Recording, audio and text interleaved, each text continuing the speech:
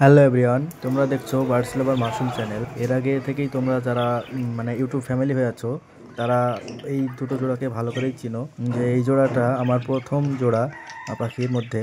আর খুব লাকি। তো এরা দুইবার ডিম বাচ্চা করার পরে প্রায় 20 দিন রেস্টে দিয়েছি, আবার মুডে চলে এসেছে। তো তাদেরকে ব্রিডিং সেট আপ দেওয়া প্রয়োজন। তো আবার নতুন করে নতুনভাবে আবার আমি সেট আপ রেডি করে নিয়েছি। নতুন হাঁড়ি এগুলো এইভাবেই ফুটো করে নেবে তোমরা। আর সাইডেও একটা ফুটো রাখবে, কেননা সেটা ফুটোটা মুখটা বন্ধ হয়ে যায় আর সাইড দিয়ে শ্বাস প্রশ্বাস পায় না, এমনও হয়। তো তাদের সুবিধার জন্য এটা করে নিয়েছি। তো দেখছো তারা ছটফট করছে, তারা একে অপরের সঙ্গী বেছে নিয়েছে। তো এইভাবে তোমরা জীবাণুমুক্ত করবে। বাজিগার পাখির সেট আপ রেডি করার সময় অবশ্যই হাঁড়িগুলোর জীবাণুমুক্ত করে নেবে। তো আমি এইভাবে কাগজ কুচি করে আগে ফেলে রেখেছি, তারপরে আগুন দিয়ে দিয়েছি। তো আগুনটা পুরোপুরি ধরে যাবে এবং কাগজগুলো শেষ হয়ে যাওয়ার পরে পরেই আশা করি জীবাণুমুক্ত হয়ে যাবে।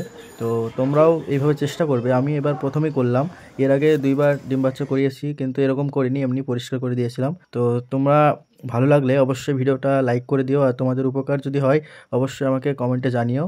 আর এই ধরনের ভিডিও পেতে চ্যানেলটি সাবস্ক্রাইব করে দিয়ে পাশে থেকো। তো আজকের ভিডিওটা অনেক লং হয়ে যাচ্ছে, কালকে সম্পূর্ণ ভিডিওটা দিয়ে দেবো।